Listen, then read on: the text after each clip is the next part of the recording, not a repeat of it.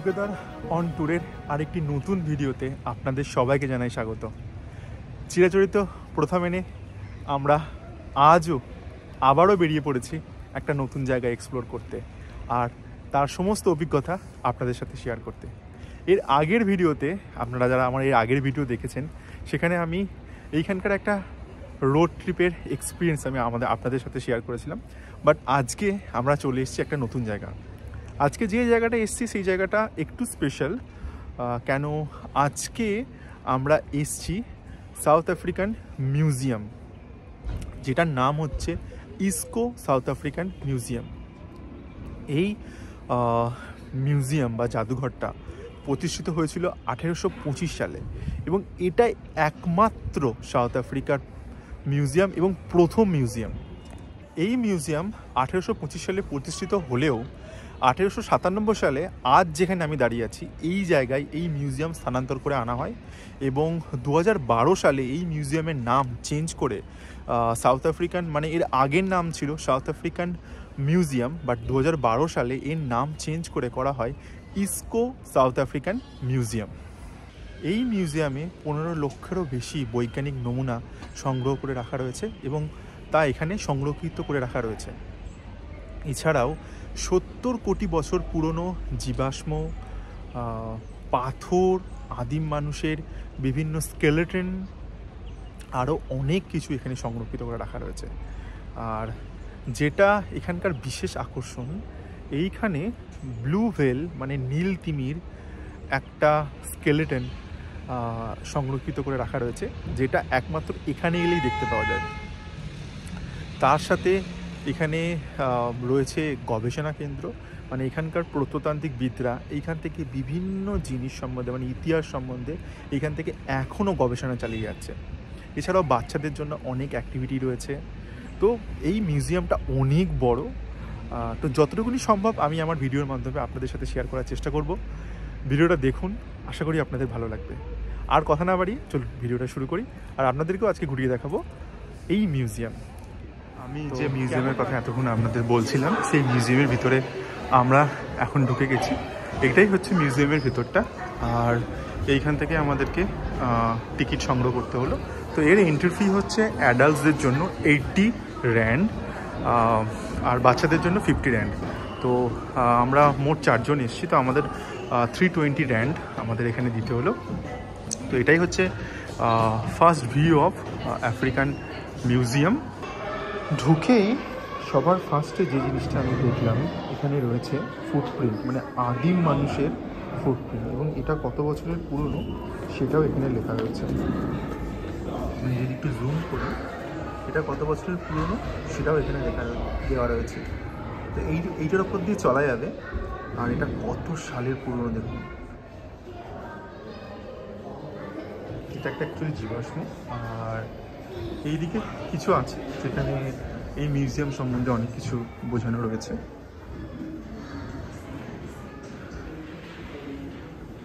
আমরা অ্যাকচুয়ালি এই রুমটার মধ্যে চলে এসেছি। এখান থেকে ঢুকেই ফার্স্টে এই রুমটা, এখানে অনেক কিছু অ্যাকচুয়ালি বলা রয়েছে।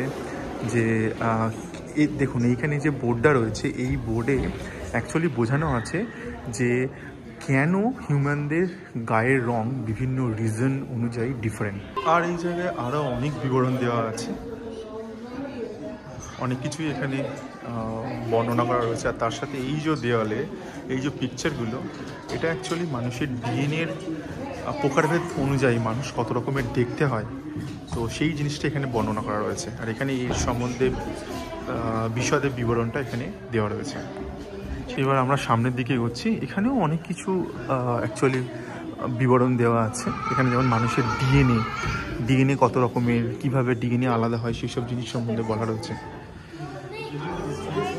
আর এখানে পুরো ওয়ার্ল্ডের ম্যাপ রয়েছে। আর এইদিকে একটা খুব সুন্দর একটা পেন্টিং, মানে এটা অ্যাকচুয়ালি পেন্টিং নয়, এটার মাধ্যমে মানুষের জীবন যাত্রা, মানুষ আদিম মানুষ থেকে সভ্য মানুষে কীভাবে পরিণত হলো সেইটাই এখানে এই পেন্টিংয়ের মাধ্যমে খুব সুন্দর করে বোঝানো রয়েছে। আর এদিকে কিছু কঙ্কাল রয়েছে আদিম মানুষের, এইখানে এই জিনিসগুলো রয়েছে, এগুলো সবই স্কেলেটন আদিম মানুষের। এখানে লেখাই আছে face to face with the past. এইখানে সমস্ত আদিম মানুষের মাথার খুলি। এইখানেও রয়েছে অনেক হোমো হিপস, এটার যেমন নাম।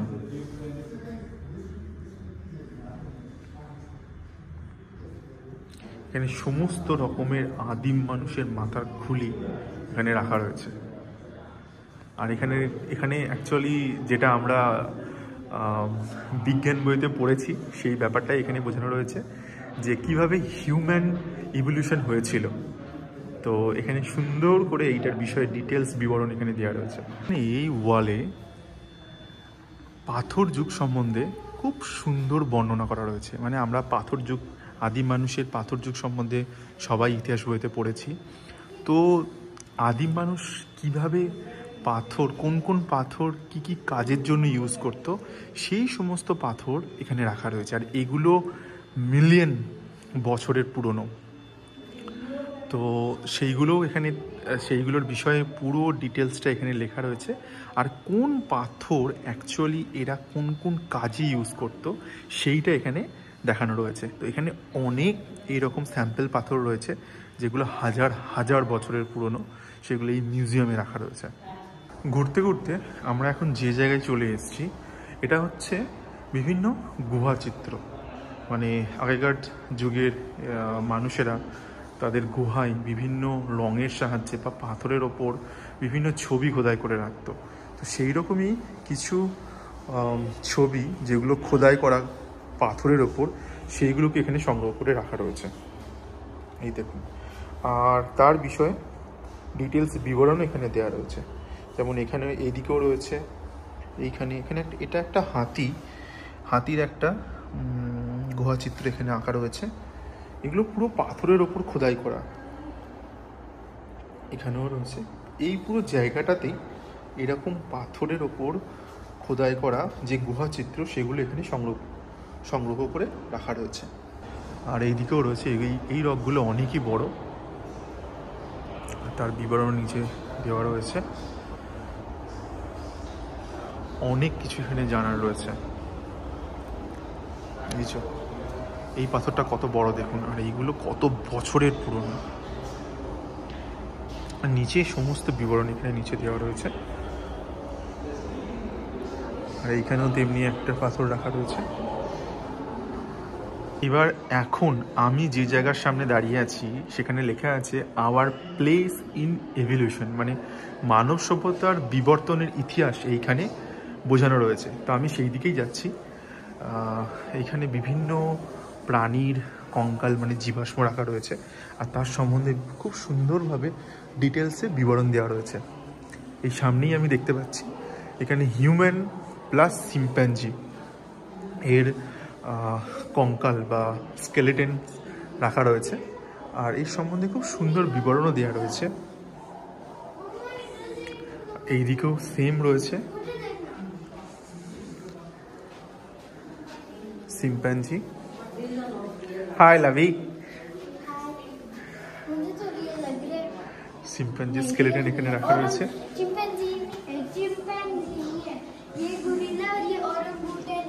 ও গরিলা অ্যান্ড অরাঙ্গুটান। ওকে। এই মিউজিয়ামে যেটা বিশেষ আকর্ষণ, আমি এখন তার সামনে দাঁড়িয়ে। এই যে বিশাল স্কেলেটনটা দেখা যাচ্ছে, এটা একটা নীল তিমির, যেটা ব্লু ভেল আমরা বলে থাকি। তো সেই ব্লু ভেলের একটা স্কেলেটন, মানে এটা অরিজিনাল, এটা কোনো আর্টিফিশিয়াল নয়। এই যে সামনে যে পার্টটা দেখা যাচ্ছে, এটা ভেলের মুখ, দেখুন কতটা বড়। এটা হচ্ছে ব্লু ভেলের মুখ, আর তার হাড়। আমি এই স্কেলেটনে হাত দিচ্ছি, মানে হাড়ে হাত দিচ্ছি। আর এর ওপরে পুরো এই ব্লু ভেলের পুরো স্কেলেটনটা রয়েছে। আর এটা অরিজিনাল, এটা অ্যাকচুয়ালি কোনো আর্টিফিশিয়াল নয়, এটা অরিজিনাল। তো এইখান থেকে শুরু হয়ে এটা কতটা বড় দেখুন। আর এটা অরিজিনাল। এটাই হচ্ছে এই মিউজিয়ামের সবথেকে বড় আকর্ষণ, যেটা রিয়েল। আর এর ওপরেও ঠিক রয়েছে আরও অনেকগুলো ব্লু ভেলের স্কেলেটন, এই ওপরের দিকে একদম সাজানো রয়েছে। এখানে কটা রয়েছে, একটা, দুটো, তিনটে ব্লু ভেলের স্কেলেটন এখানে রাখা রয়েছে। আর সামনেও একটা ছোট্ট একটা স্কেলেটন রাখা রয়েছে, আমি জানি না এটা অ্যাকচুয়ালি কিসের। তো আর এটা হচ্ছে সেই ব্লু ভেলের স্কেলেটন, যেটা এই মিউজিয়ামের সব থেকে বড় আকর্ষণ।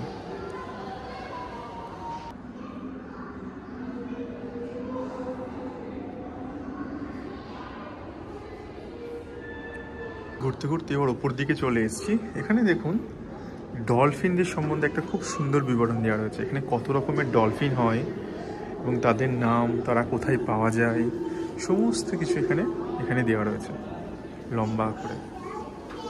এগুলো সবই ডলফিন।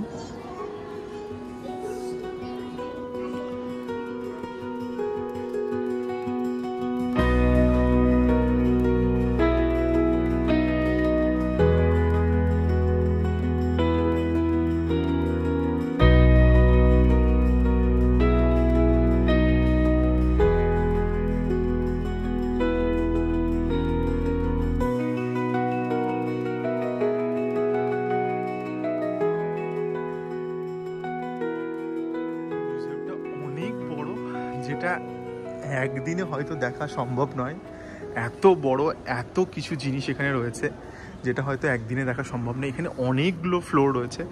আমরা একদম নিচের ফ্লোরে ছিলাম, নিচের ফ্লোর থেকে ঘুরতে ঘুরতে ঘুরতে আমরা এখন 3rd ফ্লোরে রয়েছি। এরপরেও আরও অনেক ফ্লোর রয়েছে। তো একদিনে এই মিউজিয়াম দেখা অ্যাকচুয়ালি সম্ভব নয়। তো আমরা 3rd ফ্লোরে চলে এসেছি। এখানে রয়েছে বিভিন্ন রকমের স্টোন।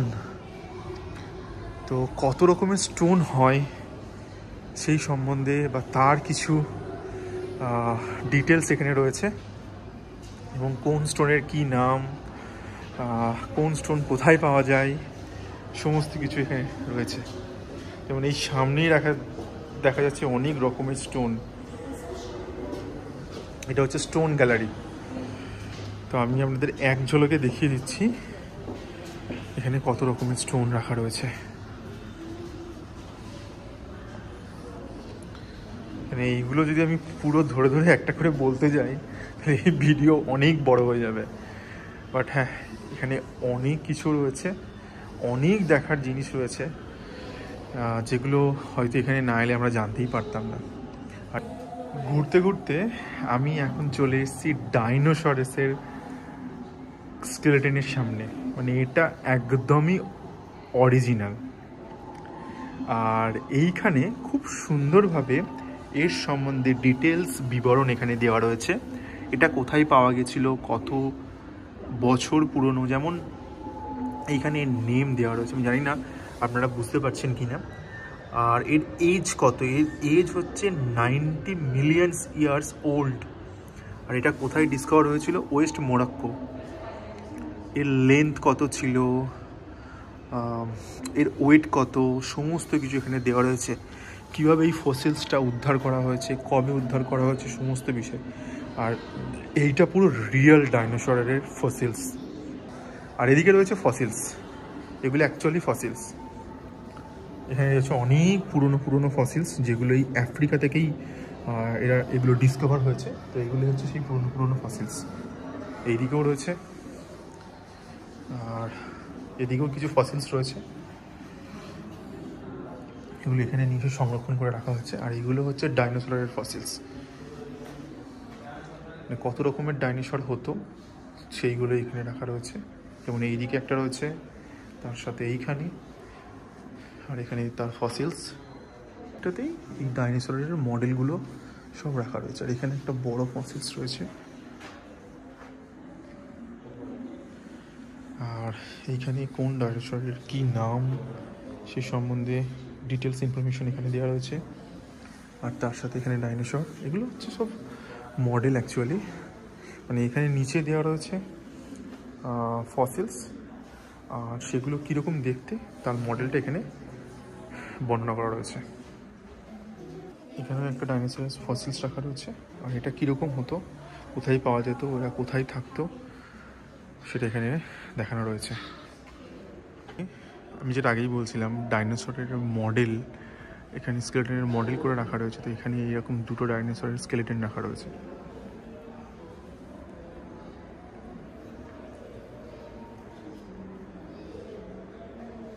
যেমন ঠিক আমি আমার সামনেই দেখতে পাচ্ছি, এটা একদমই রিয়েল।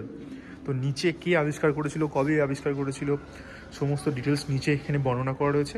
আর ঠিক তার অ্যাকচুয়াল যেটা আবিষ্কার করেছিল সেইটাই এখানে এইরকমভাবে রাখা রয়েছে। এটা একদমই রিয়াল, এটা কোনো আর্টিফিশিয়াল জিনিস নয়। তো এটা হাজার হাজার বছরেরও পুরনো। হ্যাঁ, এখানে আমি পড়ে যেটা বুঝতে পারলাম, এই যে স্কেলেটনটা আবিষ্কার করা হয়েছিল সেটা 260 মিলিয়ন ইয়ার্স এগো। মানে একবার ধারণা করুন কত বছরের পুরনো এই ডাইনোসরের স্কেলেটনটা। আমি এখন যে জায়গাটায় রয়েছি, এই জায়গায় ডাইনোসর আফ্রিকায় কোথায় কোথায় পাওয়া গেছে, আফ্রিকায় কোথায় কোথায় আদিম যুগে ডাইনোসর ছিল, তাদের বিভিন্ন জীবাশ্ম এবং একটা পুরো ডাইনোসরের একটা স্কেলেটন, এইসব জিনিস এখানে রাখা রয়েছে।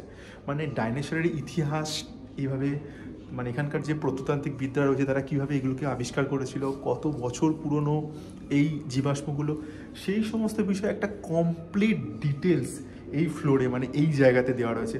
বাট একটা ভিডিওর মাধ্যমে এত বড় মিউজিয়াম আর এত কিছু দেখানো সম্ভব নয়। তো আমি আমার ভিডিওর মাধ্যমে যতটুকুনি সম্ভব আমি দেখানোর চেষ্টা করেছি। জানি না আপনাদের কেমন লেগেছে বা কেমন লাগবে, আশা করি ভালোই লাগবে। বাট যতটুকুনি ডিটেলস দেওয়ার আমি দেওয়ার চেষ্টা করেছি। তো আপনারা আমাকে প্লিজ কমেন্টে জানাবেন আপনাদের কেমন লাগলো এই পার্টটুকুনি, আমাকে প্লিজ কমেন্টে জানাবেন।